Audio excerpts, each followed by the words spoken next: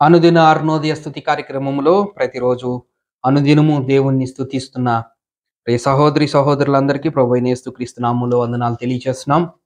ఈ విధంగా దేవుని అనుదినము మనం ఒక్కొక్క అంశాన్ని జ్ఞాపకం చేసుకొని దేవుని స్తుతించట ఎంతైనా ప్రభుకి శ్రేయస్కరం, మహిమకరం, మనకి దీవెనకరం. ఈ ఉదయకాలం మందు మన స్తుతి అంశం ప్రభువు త్యాగము, ప్రభువు చేసిన త్యాగము, యేసుక్రీస్తు వారు చేసిన త్యాగాన్ని నేటి ఉదయకాలం ముందు మనం జ్ఞాపకం చేసుకున్నాం. త్యాగము అంటే కొంత దాంట్లో చాలా గంభీరమైన భావాన్ని మనం చూస్తూ ఉన్నాం. త్యాగం చేయటం అనేది ఒక గొప్ప మనసు ఉన్నది. త్యాగం చేయటం అనేది ఒక గొప్ప కార్యంగా మనం చూస్తున్నాం. మన ప్రభువు వారు ఏమేమి త్యాగం చేశారు? చాలా విషయాల్లో ఆయన త్యాగం చేశారు. కానీ 7 మాటలను మనం జ్ఞాపకం చేసుకొని ప్రభు వారి యొక్క త్యాగాన్ని మనం జ్ఞాపకం చేసుకొని ఆయన త్యాగాన్ని మనం స్మరించుకుంటూ ఆయన త్యాగాన్ని మనం జ్ఞాపకం చేసుకుంటూ ఆయనను మనం స్తుతించుదాం. నెంబర్ 1 మొదటగా ఆయన చేసిన త్యాగం ఏంటి? ఫిలిప్పీయులకు రాసిన పత్రిక 2వ అధ్యాయం. ఫిలిప్పీయులకు రాసిన పత్రిక 2వ అధ్యాయం 6-7 వచనాలు. ఫిలిప్పీయులకు రాసిన పత్రిక 2వ అధ్యాయం 6-7 వచనాలు. క్రీస్తు యేసు కలిగిన ఈ మనసును మీరును కలిగి ఉన్నది.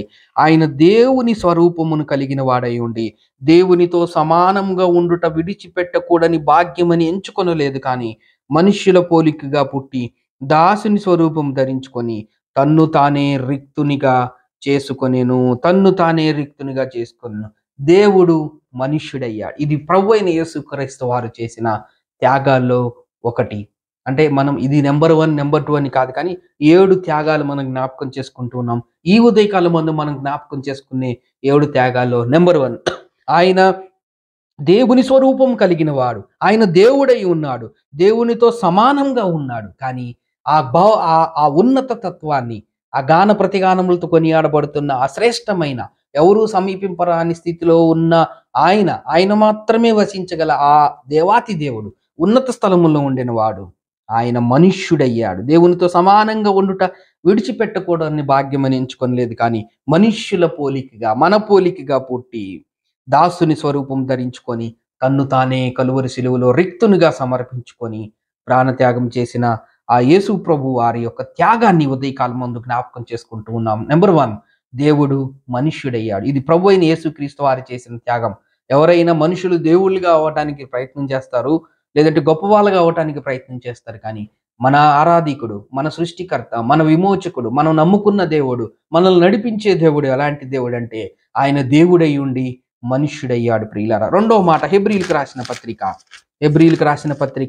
2వ అధ్యాయం. హెబ్రీయులకు రాసిన పత్రిక 2వ అధ్యాయం 7వ వచనం. నీవు దేవదూతల కంటే వాన్ని కొంచెం తక్కువ వానిగా చేసితివి, మహిమా ప్రభావములతో వానికి కిరీటము ధరింపచేసి ఉన్నావు. ఇక్కడ మనం చూసినట్లయితే దూతలను సృష్టించిన వాడు దూతల కంటే తక్కువ వాడయ్యాడు. ఎంత త్యాగం చేశాడు, ఎంతగా యేసు ప్రభు వారు తగ్గించుకున్నారు. దూతలను సృష్టించిన వాడు నీవు దేవదూతల కంటే వారిని కొంచెం తక్కువ వానిగా, అంటే మానవుని యొక్క స్థితి ఏంటంటే దేవదూతల కన్నా కొద్దిగా తక్కువేం కాదు. కానీ దేవుడు ఒక మనిషి కుమారుడిగా, ఒక మానవుడిగా ఈ భూలోకానికి వచ్చాడంటే దూతలను సృష్టించిన సృష్టికర్త దూతల కంటే తక్కువ వాడిగా జన్మించాడు. ఎంత త్యాగపూరితం, ఎంత ప్రేమ మానవుని పట్ల, లేదంటే ఉదయకాలం ముందు ఈ కార్యక్రమంలో వీక్షిస్తున్న మనందరి పట్ల, నా పట్ల ఆయన చూపించిన ప్రేమ. దేవుడు మనుష్యుడయ్యాడు. 2వది, దేవదూతలను సృష్టించిన ఆ దేవాతి దేవుడు దేవదూతల కంటే తక్కువ వాడుగా మనం చూస్తూ ఉన్నాం. కొరింథీయులకు రాసిన 2వ పత్రిక 5వ అధ్యాయంలో ఆయన యొక్క 3వ త్యాగాన్ని మనం జ్ఞాపకం చేసుకోవచ్చు. కొరింథీయులకు రాసిన 2వ పత్రిక 5వ అధ్యాయం లేదు. వాస్తవంగా ఆయన ఈ భూలోకంలో మానవుడిగా జన్మించి ఆయన దూతల కంటే కొద్దిగా తక్కువ వాడిగా జన్మించినప్పటికీ పాపపు లోకములో ఉండి, పాపుల మధ్యలో ఉండి ఆయన పరిశుద్ధంగా జీవించాడు. ఆయన జీవించిన కాలంలో ప్రపంచానికి ఒక సవాలు కూడా వేశారు. నాలో పాపం ఉన్నదని మీలో ఎవరు స్థాపించగలరు? ఆయన హెబ్రీయులకు రాసిన పత్రికలో కూడా మనం చూస్తాం, ఆయన పవిత్రుడు, నిర్దోషి, నిష్కల్మషుడు. కానీ మన పాప భారాన్ని ఆయన మీద వేసుకోవటం ద్వారా, మన పాప శిక్షను తీసివేయడానికి, మన రుణపత్రాన్ని కొట్టివేయడానికి, మనల్ని పరిశుద్ధులుగా చేయడానికి పరిశుద్ధునైన ఆయన పాపాత్ముడయ్యాడు. ఎందుకనగా ఆయన యందు దేవుని నీతి అగునట్లు పాపమెరుగని ఆయన మన కోసం పాపముగా చేయబడ్డాడు. కాబట్టి యేసు ప్రభు వారిని ఉదయకాలం ముందు అనుదినము ఈ అరుణోదయ కార్యక్రమంలో మనం ఎందుకు దేవుణ్ణి స్తుతించాలంటే ప్రభు వారు చేసిన త్యాగం. ఆ త్యాగం ఎవరి కోసం? మన కోసమే. దేవుడు నెంబర్ 1 దేవుడు మనుషుడయ్యాడు. 2 దేవదూతను సృష్టించిన దేవాతి దేవుడు దేవదూతల కన్నా తక్కువ వాడయ్యాడు. మూడోది పరిశుద్ధుడైన ఆయన పాపముగా తీర్చబడ్డాడు. అక్కడే కొరింథీయులకు రాసిన 2వ పత్రిక 11వ అధ్యాయం 8, 9 వచనాలు చూసినట్లయితే 11వ అధ్యాయం 8, 9 వచనాలు మనం చూసినట్లయితే 8వ అధ్యాయం 9వ వచనం చూసినట్లయితే కొరింథీయులకు రాసిన 2వ పత్రిక 8వ అధ్యాయం 9వ వచనం చూసినట్లయితే మీరు మన ప్రభు అయిన యేసుక్రీస్తు కృపను ఎరుగురరా ఆయన ధనవంతుడై ఉండి మీరు తన దారిద్ర్యం వల్ల ధనవంతులు కావాలని మీ నిమిత్తము దరిద్రుడాయను. ఒక ధనవంతుడు దరిద్రుడయ్యాడు. ఎవరి కోసమో తెలుసా? దరిద్రుల కోసం. ఎవరి కోసమో తెలుసా? పాపాత్ముల కోసం. ఎవరి కోసమో తెలుసా? నా పాపములను విమోచించటానికి ఆయన ధనవంతుడు దరిద్రుడయ్యాడు. అందుకే ఉదయకాలం మందు మనం దేవుణ్ణి స్తుతించబద్దులమై ఉన్నాం. యెషయా గ్రంథం 5వ మాట, యెషయా గ్రంథము 52వ అధ్యాయం, యెషయా గ్రంథము 52వ అధ్యాయం, 52వ అధ్యాయము 14వ వచనం, 52వ అధ్యాయం 14వ వచనం. నిన్ను చూచి ఏ మనిషి రూపం కంటే అతని ముఖమును, నరరూపం కంటే అతని రూపమును చాలా వికారమని చాలా మంది ఎలాగ విస్మయం పొందుదురో అని యెషయా గ్రంథం 52 సురూపి కురూపి అయినట్లుగా చూస్తున్నాం. అక్కడ 53వ అధ్యాయంలో కూడా 2వ వచనంలో లేత మొక్క వలెను ఎండిన భూమిలో మొలిచిన మొక్క వలెను అతడు ఆయన ఎదుట పెరిగను, అతనికి స్వరూపమైనను సొగసైనను లేదు. మనం అతన్ని చూచి ఆపేక్షించినట్లుగా అతని యందు స్వరూపం లేదు. ఆయన స్వరూపి, ఆయన ధవలవర్ణుడు, ఆయన రత్నవర్ణుడు, 10,000 మందిలో గుర్తింపు తగిలిన వాడు, తేజోమయుడు, దేవదూతలు కూడా చూడలేనంత తేజోమయం కలిగిన వాడు.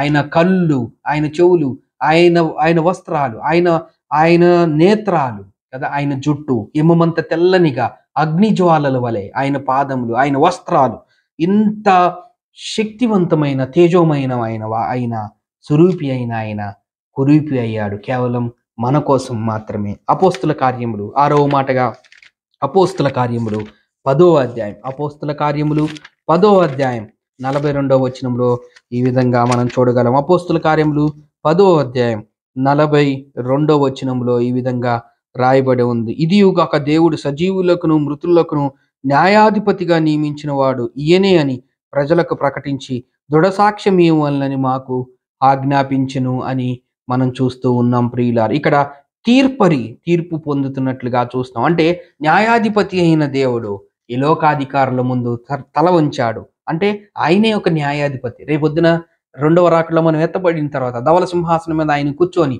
ఆయన తీర్పు తీర్చబోతుండగా ఆయన రాజులకు రాజు, ప్రభులకు ప్రభు, సర్వ న్యాయాధిపతి ఆయన తగ్గించుకొని ఈ లోకములో న్యాయాధిపతుల ముందు తలదించినట్లుగా చూస్తున్నాం. న్యాయాధిపతి లేదంటే తీర్పు పొందినట్లుగా మనం చూస్తూ ఉన్నాం. చివరిగా అపోస్తుల కార్యములు 7వ మాటగా అపోస్తుల కార్యములు 3వ అధ్యాయం, అపోస్తుల కార్యములు 3వ అధ్యాయం 15వ వచనంలో ఈ విధంగా రాయబడి ఉంది. అపోస్తుల కార్యములు 3వ అధ్యాయం 15వ వచనంలో మీరు జీవాధిపతిని చంపితిరి కానీ దేవుడు ఆయన మృతుల్లో నుండి లేపెను. ఆయన అమరుడై ఉండి మృత్యుడైనట్లుగా చూస్తున్నాం. ఆయనకి మరణం లేదు, ఆయన జీవించి ఉండేవాడు, కానీ మన కోసం ఆయన మరణించినట్లుగా చూస్తున్నాం. ఇది ప్రభువుని యొక్క త్యాగం ప్రియులారా. 7 మాటలు మనం జ్ఞాపకం చేసుకున్నాం. మొదటిది, దేవుడు మనుష్యుడయ్యాడు. అందుని బట్టి ఉదయకాలం మందు ఆయన త్యాగాన్ని చూసి మనము దేవుని స్తుతిద్దాం. 2, దేవదూతలను సృష్టించిన సృష్టికర్త, దేవదూతల కంటే తక్కువ వాడైన ఆ ప్రభు అయిన యేసుక్రీస్తు వారి త్యాగాన్ని జ్ఞాపకం చేసుకొని దేవుని స్తుతిద్దాం. 3, పరిశుద్ధుడైన ఆయన మన కోసం పాపమై ఉన్నాడు. ఆ ప్రభువు చేసిన త్యాగాన్ని జ్ఞాపకం చేసుకొని దేవుని స్తుతిద్దాం. 4, ధనవంతుడైన ఆయన మన కోసం దరిద్రుడయ్యాడు. ఆ త్యాగాన్ని చూసి మనం దేవుని స్తుతిద్దాం. 5, సురీపి అయిన ఆయన కురీపి అయ్యాడు.